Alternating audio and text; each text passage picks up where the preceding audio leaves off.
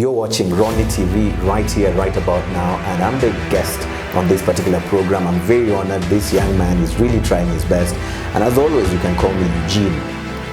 Anangwe. Mimi niambia baba yangu nataka kuanzisha TV yangu. Akaniambia hapana, sijauliza.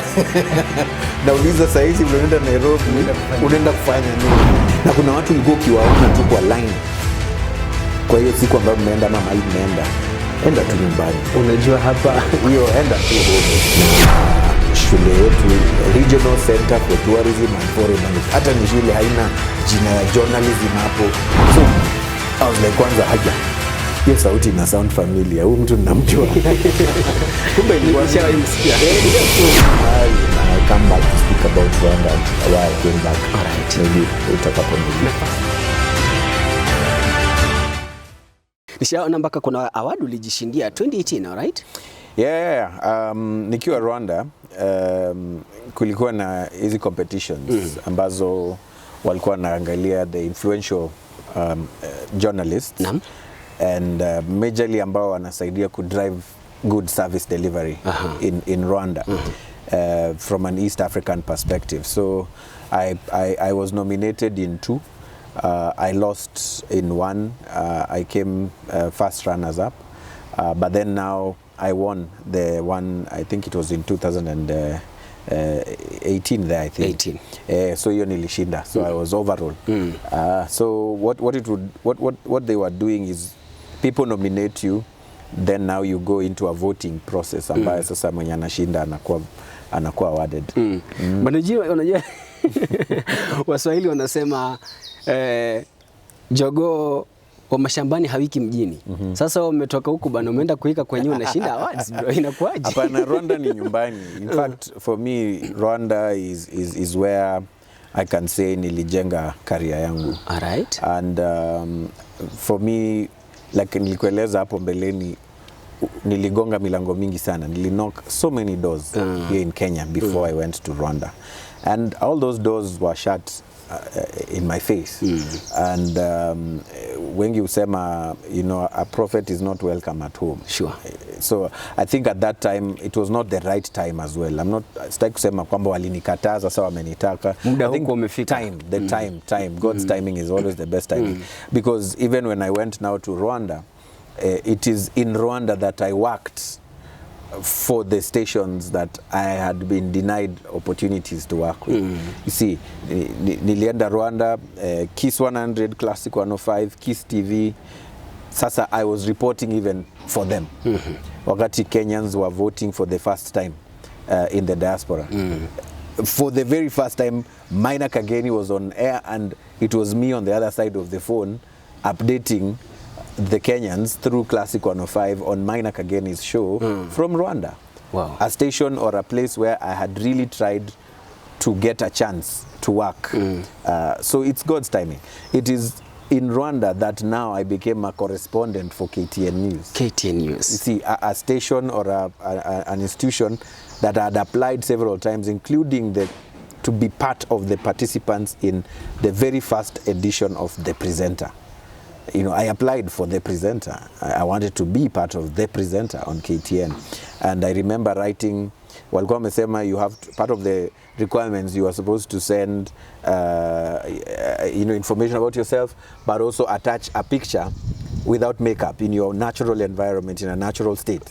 Nakumbuka nikidescribe your picture vile nilituma, I wrote there, this is my picture, attached here is my picture in my most natural environment. You know, my popo like head. You know, I even described myself to just show them that this is so real, so natural, not edited.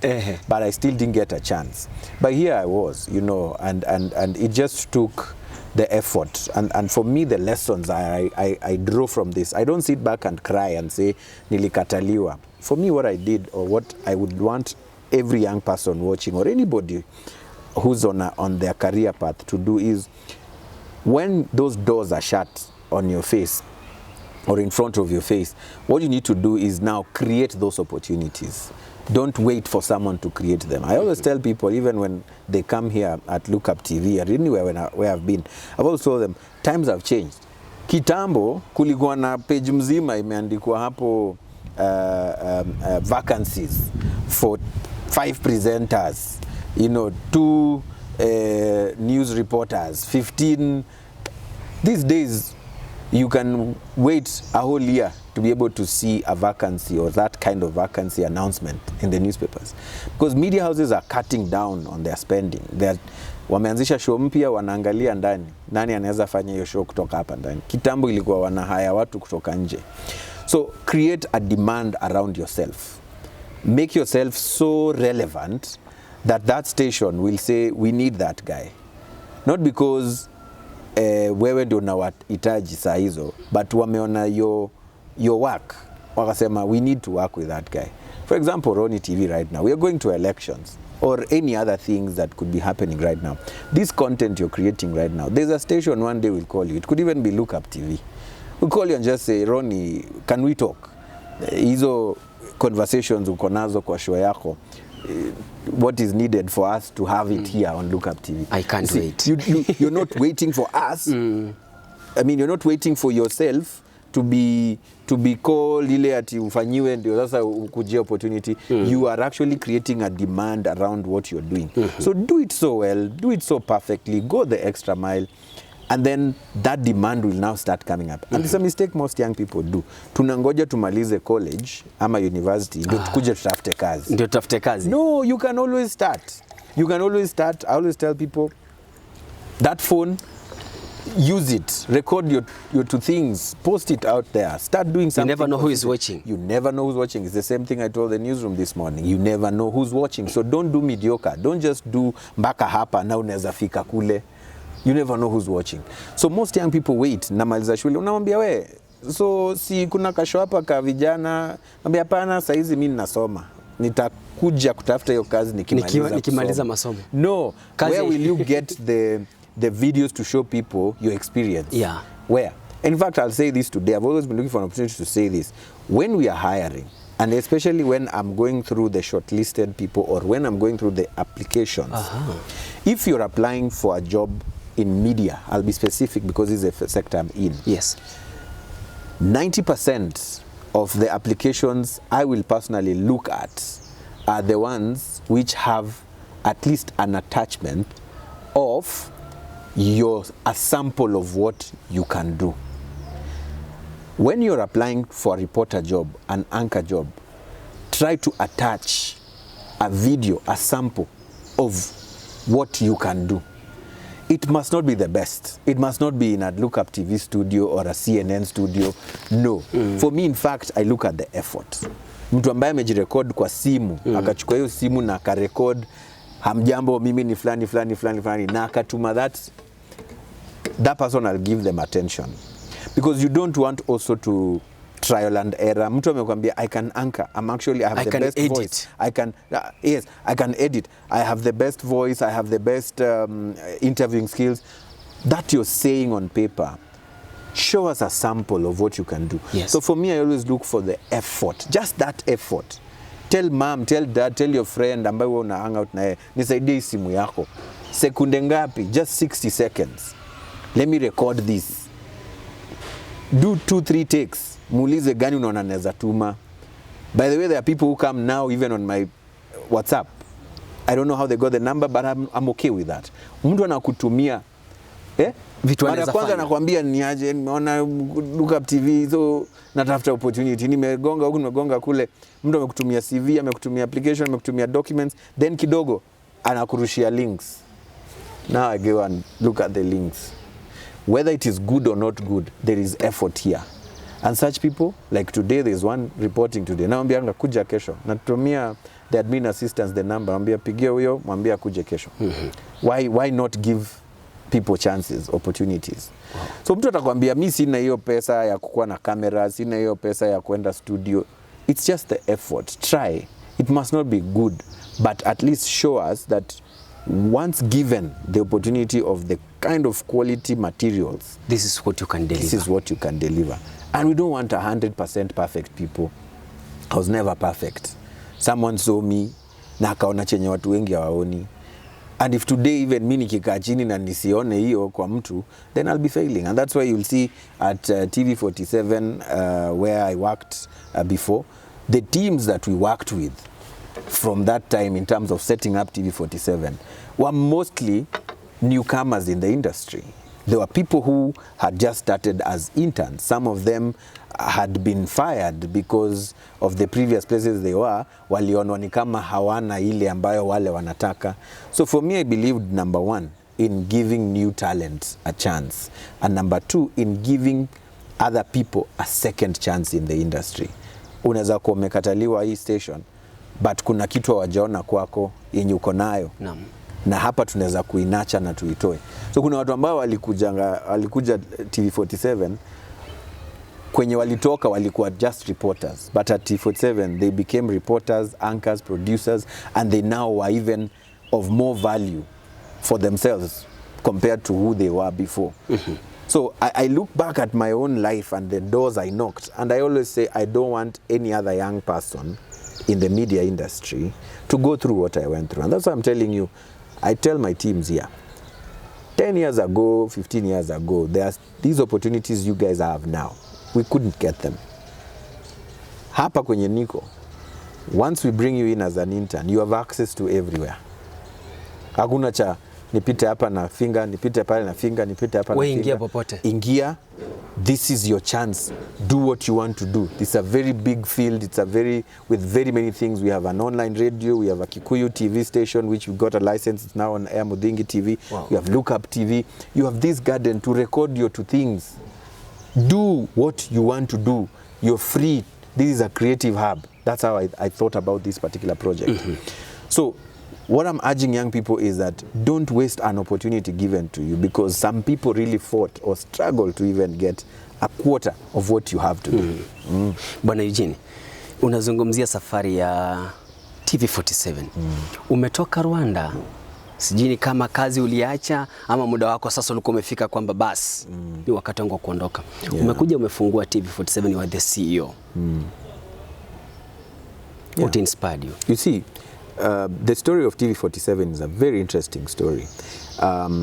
You know, ile ambayo unaambiwa na mwenye station ama mwenye company anakuambia, because I was already thinking that I'd done enough.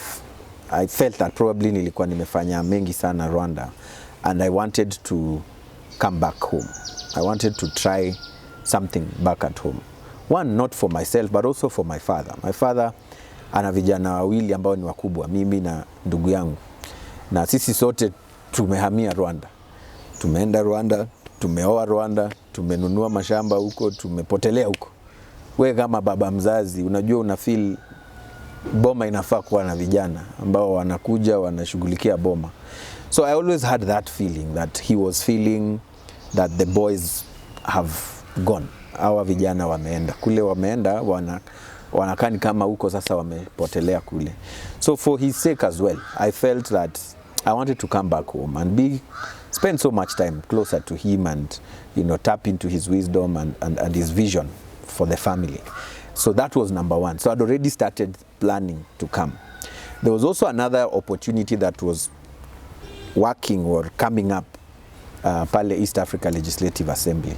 Hapana, siku anataka kuwa MP. But kulikuwa na opportunity ilikuwa inajitengeneza, but ikawa imechukua muda mrefu sana. So Professor Gisharo, I respect him so much. He reached out and we were talking. The conversations we were having were very good conversations around what I was now doing, because I'd already joined CNBC Africa, working for CNBC, working for Rwanda TV, doing these events. And so he told me about the project in Kenya, which was now TV47. Right. And he felt that he needed the project to be given a professional look and injection in terms of operations.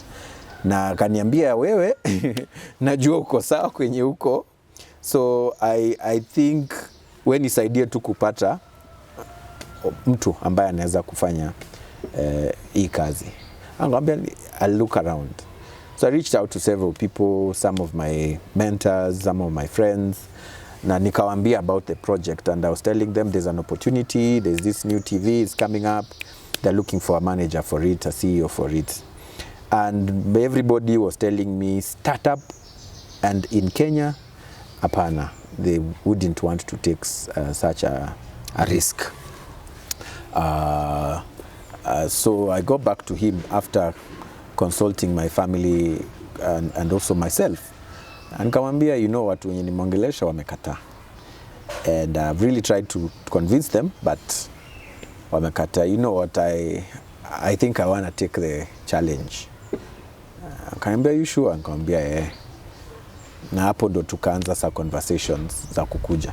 And I had a very long, difficult moment, even resigning from Rwanda Television, because we had created a very tight bond with the Director General there.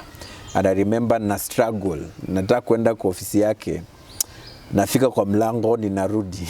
It used to be at 6th floor. So I would go with the lift and come back, because I didn't know even how to start telling him that, you know what, I'm not going to be around. I'm actually going back to Kenya, and I won't be here to do the shows that I was doing on Rwanda TV. And I felt the connection, CNBC the same, but I had to gather the courage, and we did it. And we set on a date, February 9th, actually 7th, sorry. I was, February 2nd, 2019, I was to fly to Kenya to now start up the process of working on the TV47 project. I found very young people who are also very ambitious, and the majority of them were mostly interns, you know, career journalists who are coming up from Mount Kenya University and others. And for me, I just observed first, and then, you know, we started to put up the mikakati. Like I told you, you have to start with the project at its end form. So I already had an end form in my head of what I'd wanted us to create. So I'd even written a list of to-do lists, a checklist of the things that I'd wanted now to do to achieve that end product. I have that in my notebook up to today, even before I landed here in Kenya in February. And so when I arrived, we started now working on those things. So the focus for me was to bring alive the vision of the chairman, which was to come up with a TV that will tell untold stories, come up with a TV that is going to capture the 47 counties, come up with a story that also highlights the gaps in the corporate world. And those were the three pillars. That's why iliitwa TV47. Yeah, the home of untold stories. So that was the mantra, and my vision was to bring alive that vision of the chairman of the board and the board at large. So it was a very interesting journey, very, very interesting journey, because here I was, and of course there were so many other things coming from the side. How do you give a person such a role? He's not been in Kenya, he doesn't know Kenya that well, so he can't be able to know the industry proper. So this is a risk, blah, blah. So you know what, wanaweza zungumza. But for me, this was a very good challenge, because personally I'd never done that here in Kenya. Here's a country that I've been away from for all these years, and a country that I never got a chance to work very strongly or in a very, very active media house here. But I felt the exposure I'd gotten and the leadership skills I'd honed from the roles I've played. Right. And the people I've interviewed and interacted with, there was nothing I was seeing that I can't do. Yes. So I said, yes, I'll take up the role. So yeah, and here we are, you know, and I'm so proud of what we managed to do at TV47 and the kind of shockwaves that the station managed to create until August, around August, June, July, August there, when I now formally left to start this new journey at Look Up TV. Where we are right now. Correct. Bwana Eugene on Twitter, that is on June 20th, 2020 at 1:56 p.m. This is what you wrote. Goodbyes. Not so many people, if not everyone, wish for moments to say them. Certainly me included. But these things are inevitable, and I have come to that point myself where I say goodbye to my team at TV47. I resigned due to personal reasons and I remain proud of my work. That was your tweet. Yeah. Saa 7 na dakika 59. 56. Yeah. Now, uliandika huu ujumbe kwamba wewe mwenyewe umekubali kuyavua yale majukumu, hicho kilembo umekiondoa. Wewe si hiyo tena wa TV47, sasa unaondoka. Lakini bloggers walikuja kwenye mitandao, hadi leo hii ukifungua utazipata ziko pale, kwamba wewe huku resign kazi. Mpaka wanauliza pale, nani anaweza resign kazi wakati ambapo watu wanatafuta kazi? Kuna corona, watu wanapoteza kazi. CEO yupi anaweza resign kazi haswa kipindi kama hiki? Did you resign ama kulienda vile kulienda? You know, the facts are stubborn, and for me, I never want to prove anyone right or wrong, because I know the truth. The chairman knows the truth. So that, you know, I don't really feel like it's something that we can never finish today. In terms of, did you resign, did you not resign, did you resign, did you not resign? The letters are there, the facts are there. There's even a memo that was provided, which was mentioned when the current CEO took over, you know, Abubakar, and the memo which was now mentioning the new you know, adjustments in management did mention categorically that I had resigned, and it even mentioned how, or my role in terms of how I managed to, together with the teams, to bring up the station to a level that it became attractive even for bigger names to want to come to work there, because I remember the station now attracted even bigger names from big stations. So there was no way that someone would happily resign from a big station to come work for a small station. So already we had worked so hard to lift up the name and the brand of the station. So whatever happened, for me, I think it's water under the bridge. We are in very good terms. I always believe in not burning bridges, and we are in very, very good terms. In fact, talking terms with the high authorities at TV47. Because for me, that project, I took it from a very personal level, because I wanted us to create a station or a place that 50, 20, 30 years later, our children, our grandchildren will have a place they can go and knock the gate and say, hi guys, I have papers in media and I would love to work here. So it's a project that for me, I want to thrive, whether I'm there or not, and it's part of, on the record of some of my messages to the teams. And in fact, the day I was leaving, at some of the, not even when I was leaving, one of the birthday parties that the staff had thrown for me, it was my message that whether I'm here or I'm not here, this station has to be top 5. Because I remember during the COVID, when the COVID was starting, I remember the press invitations, and they would quote there and say, only top 5 stations allowed at the press conference. And out of those stations that were being allowed there, TV47 was never there. And for me, I kept saying, we need to make it there. We need to make it there. And today, I don't have to say it, and it's something that is evident. If you see those invites, that name of that station is usually there as a top 5 station. So I'm happy and I'm proud of every milestone that the station will continue to make, because of the vision of wanting something that is built for eternity, not for me, but for generations and other generations to come. And it's the same thing I'm even doing here at Look Up TV. I want this brand, and you see these 2 brands are brands that have come up within 2 years. So it's 1 year for TV47, 1 year now for Look Up TV. And these are brands that I pray so hard that they remain strong, because it's not about Eugene Anangwe. It is not. For me, it's about the young journalists who are seeking opportunities. I know of places where internship, lazima uhonge mtu, lazima ulize hii, lazima upite hii kona, lazima ulizwe we, tukutane place flani. No, for me, I say it's an opportunity, a platform for people to come and just see their dreams come alive. If we can achieve that, wherever I'll be resting, the day I'll rest, I'll be happy to know that TV47 is up and running, still strong to this day.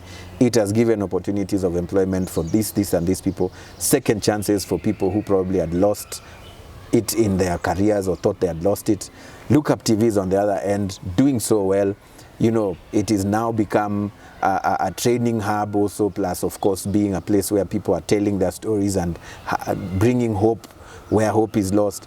And another and another and another. God knows which other place I'll go to be able to try and nurture or bring up something else. So to answer your question, I think today, those years that have passed since that moment, I think it's water under the bridge. It doesn't matter whether I did resign or I did not resign. I think the truth is out there. I know that it got to that point. I still feel that it doesn't make any sense talking too much about it. For bloggers or for anybody who writes or wrote anything, for me, I have nothing personal. You know, at the end of the day, whatever you write, if you know that you're writing without the truth or no truth to it, remember, it could happen to you as well one day. Someone else somewhere will write that. So in this industry, I think you just need to be able to do the right thing, grow a thick skin, and things will be said, others will say other things. But as long as your conscience is clean and it's clear, that's what matters. Because if you put so much attention to these things, we are in an era of mental instability and suicidal thoughts. This is when people actually start becoming or contemplating even suicide because of the emotional stress that whatever is being said, especially if it is not true, is doing to them and their families. So for me, I think it's water under the bridge. I think no bridges have been burned. We still talk. We are here as an industry. We have common problems. Mm-hmm. The problem that Citizen TV is facing today, the problem NTV is facing today, we are also facing. We have common problems. And today, if you saw me having lunch with any of the CEOs of these stations, there shouldn't be stories that we are Napanga Kwenda. No, we could be discussing our common problems. And I think that is what we need to do. It has to be okay. It has to be okay that today I'm having lunch with Abubakar and there is no speculation that today I'm actually visiting KTN at Mombasa Road and people will take pictures and they're not saying, hey, Anangwe is actually crossing over to KTN or vice versa. Because we are in the same industry. What unites us is actually more than what divides us or separates us. We need to sit on the same table because the problems of revenue are the same problems facing every other TV station. Today, digital is actually challenging all of us. So if we don't sit or talk together and still talk about did you resign or didn't resign, we are losing the point. I think the most important thing is to look at what are the common problems, how do we tackle these common issues, how do we not burn bridges, how do we respect each other in the industry. I think that's what I'll say. Bwana Roni. You see, Bwana Eugene, the reason I may raise that question is because remember you have a family. Yes. Na una marafiki yes. ambao wanakutegemea sana. Yes. Kwa hivyo wakienda kwenye Google wanapata correct. Kumeandikwa wino umechokorwa. Hili limesemwa sijui hawa wamewekwa. You see, you said it well. Friends, family. Your friends, your family will never care about what any other person says. Yeah. So already I'm not worried because I have friends, I have family. So even if they were to see anything that is not looking good, they're already your friends, they're already your family. They know you. They know this is not the Eugene we know, this is not the Anangwe we know. So that's what matters, you see. So you can't be friend, you can't be family, and you don't know me well to believe what someone else is saying. You see. So for me, that is what inspires me. And then also, it's very normal. It's very, very normal. And I remember this, I'll say it here for the first time. Right. The encouragement that even the chairman was telling me after now I told him some of the reasons that were making me to feel the way I was feeling. And he told me, you should have told me. I could have handled this. Wow. Mtazamaji, kisa zaidi ya kisa. Nafikiri ndio sasa ukweli wenyewe umejitokeza. Bwana Eugene, ushailisema kwingine? Haijawahi semwa. Kwa hivyo wamepata ukweli. Tujengane, tuinuane. Kwa hivyo Bwana Eugene, tumekuja tuka hapa Look Up TV. Tunataka tutembee tuone Look Up TV studios zinakaaje. Hapo ndio nyumbani. Nilipokuwa nakuja na ndegu aliniambia fika pale gate, akasema I think this is my office now.